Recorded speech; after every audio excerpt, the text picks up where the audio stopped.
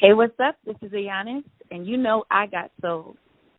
Absolutely. So, I just want to get started just to get a feel on, you musically. We've checked out the EPs, but kind of just take me back to the beginnings. Like, what were some albums that you feel like really impacted you growing up and, helped define your sound, the sound that you're creating today?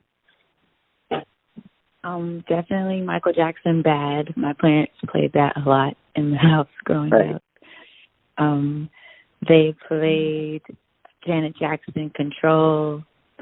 I listened to a lot of Destiny's Child because my sister is older than me, so she played a lot of Destiny's Child, TLC, and my dad played a lot of Joe.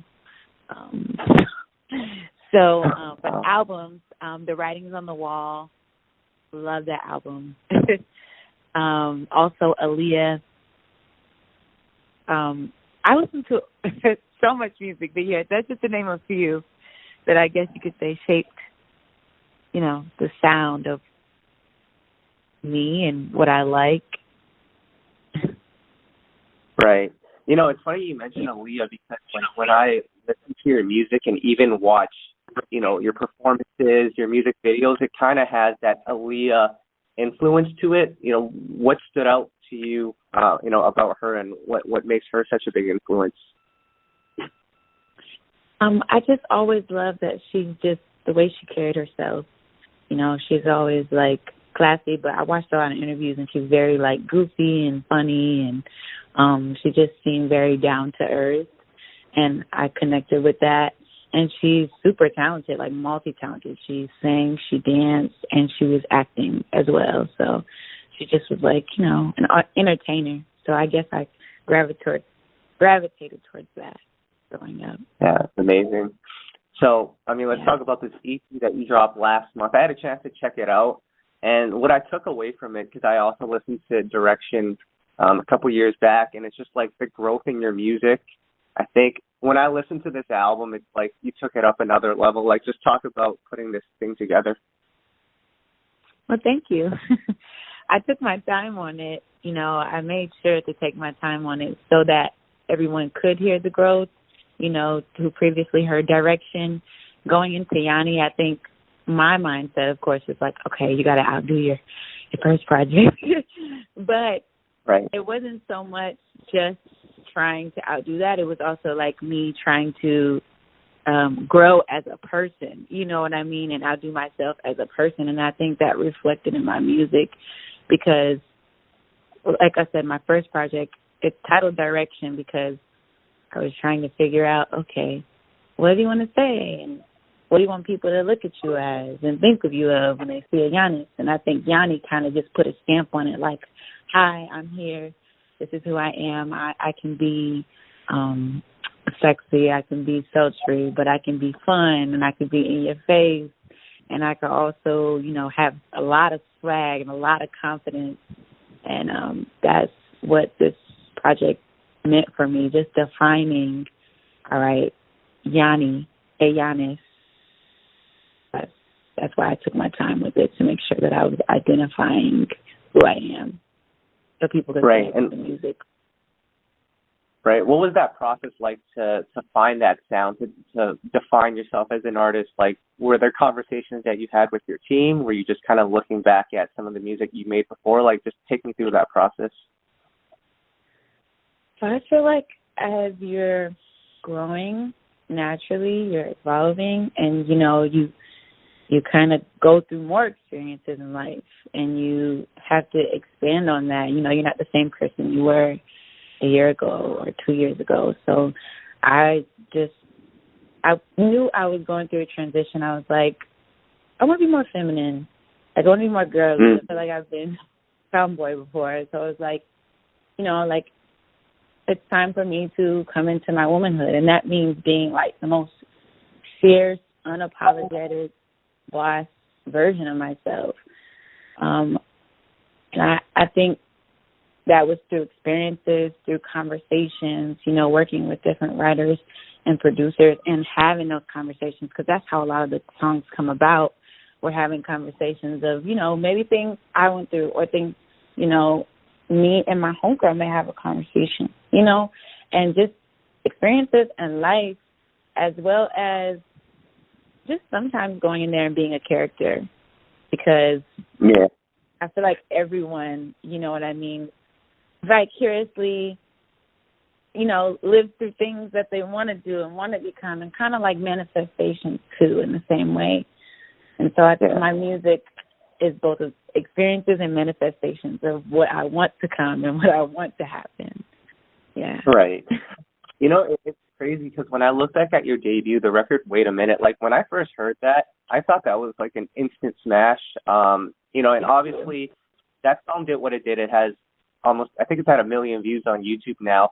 But, you know, just talk about that process of being patient and understanding that not everything is going to come immediately. You might have to drop a couple of projects before everyone starts to take notice of your music. Like, how's that been like for you?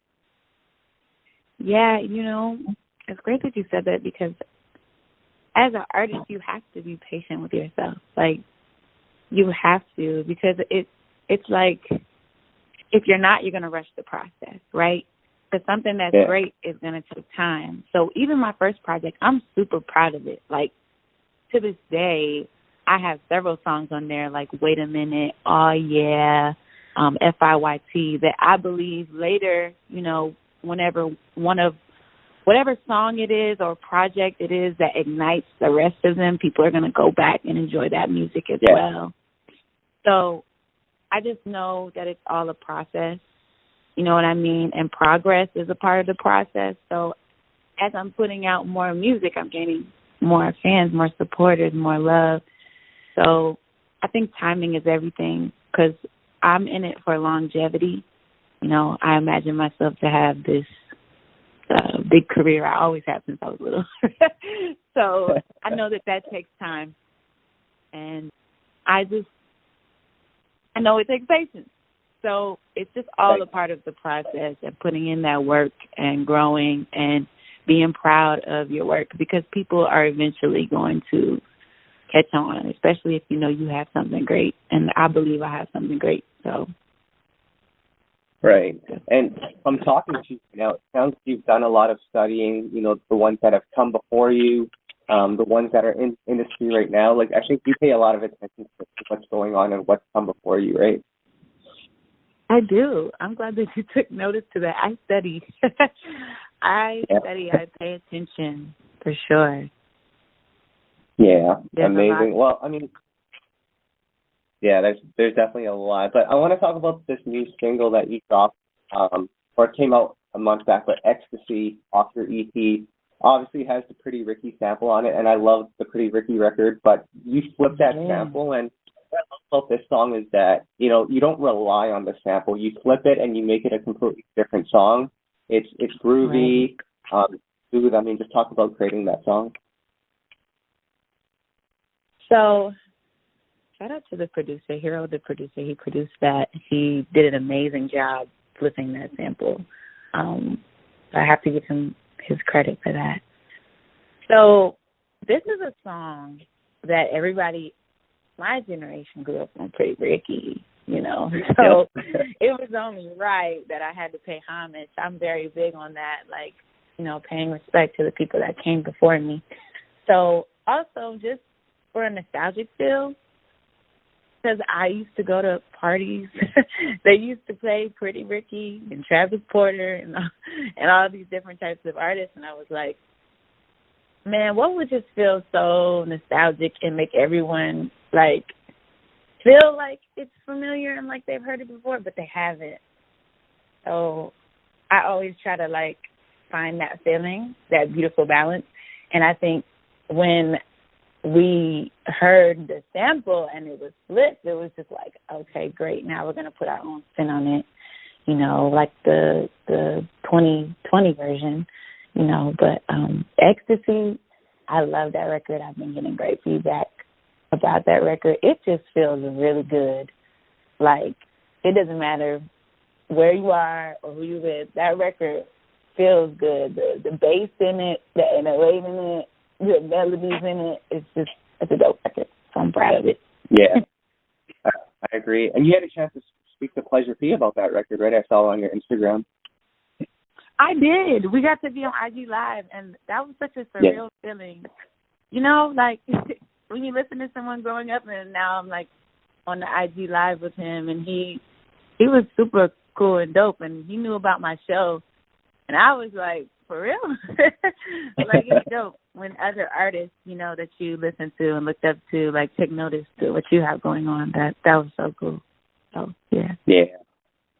And then, of course, you got the other record with Khalifa, One Night, which has the Nicole Ray sample, Make It Hot. I love that song, too. But, Ayanis, how do you kind of balance between, because your foundation, I can tell, like, you love 90s R&B, you grew up on that, so you have that as your foundation, but then you also have to sort of adapt to what's going on in music right now. Like, what's that balance like? Like, how do you kind of approach that? Okay, so like what you were saying earlier, you know, I pay attention to what's going on, and you know, I just feel like I have to, one, stay true to myself. So obviously that's why you have certain influences like 90s, early 2000s, you know, that is my foundation. But, you know, because I also like to dance, I pay attention to the culture, you know. So it's like you just find that balance naturally. I think because I like to dance and I follow so many different like dance pages and different avenues of people, you know, making TikToks or making Trillers or doing different, you know, social media videos, I kind of just pay attention. And I also know what I like and what me and my friends like, you know, like, yeah. I think about the songs that when I'm in the car with my homegirls, like, you know, what are we going to turn up to? You know, right. How can I speak to, you know, if I didn't know myself, how would I speak to me? So that's why I have songs like Gumbo. You know, that's a very fun dance in your face. It's kind of like a twerk bounce record, right. Because you need those, you know what I'm saying? And then I have a song called Flex, which is me being very confident and just, you know, talking my shit. But I think my R&B, that's why I call it R&Bop, is a balance of both. So it just naturally balances itself out. Right. And I'm always curious, during your creative process, when you're creating a record, are you already thinking about the choreography and the dance? Because in all your music videos, you're always dancing. Like, is that early on that you're thinking about those things? Yes. I'm so glad you asked that.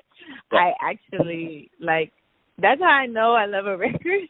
When I come out the booth and I just start making up dance moves to it, or I can visualize the video, then I'm like, okay. Because I know if this is what I would do to it, I can only imagine what other people creatively are going to go and add to it. So, right. Yeah, I instantly, if I can groove to it, then I know, but that's when I feel like I know I got something special.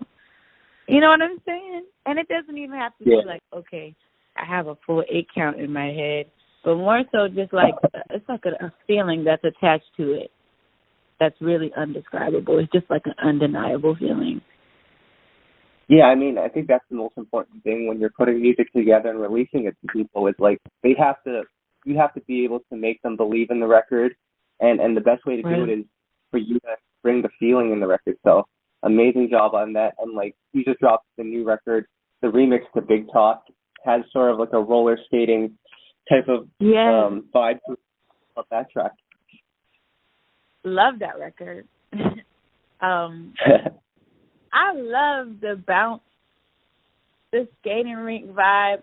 I mean, who doesn't? You know what I'm saying? Like, that's, I could see, you know, people, family members, like, getting together, like, at a function, jamming to it. And the whole point of the remix was to get a male's perspective. You know, I came out the gate with Little Boy Big Talk at the top of the year with Queen Naja. Shout out to Queen. Yeah. And it was so much, like, female empowerment, and I love that. And then it was like, all the fellas was like, oh, you know what?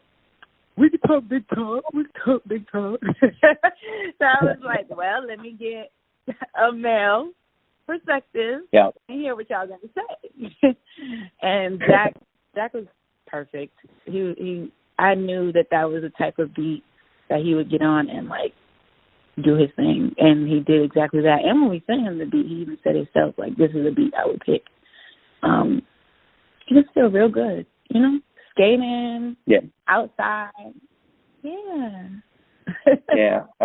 that's a feel good record.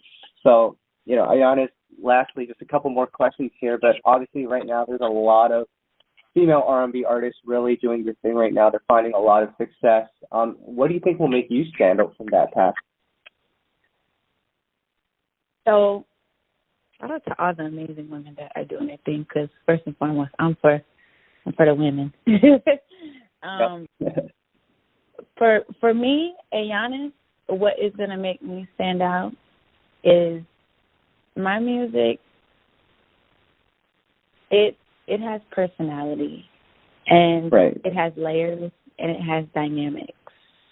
And so I have a sound that I have defined, like I said, as R&Bop. So a lot of the production that I choose is not just slow tempos. I choose mid-tempos. I choose up-tempos. I'm not afraid to experiment, and I feel like that will help. That's definitely going to help me in the long run. But I think my music stands out for itself, like I said, because of the personality that I bring to my music, the life that I bring to my music. And it's just, it makes you want to dance. And I feel like it's a refreshing sound because we're in 2020. And my music, it's refreshing. It's a little bit different than everything else that's going on in R&B, and so that's why I'm confident that it's going to stand out. It's going to take time, I think, for people to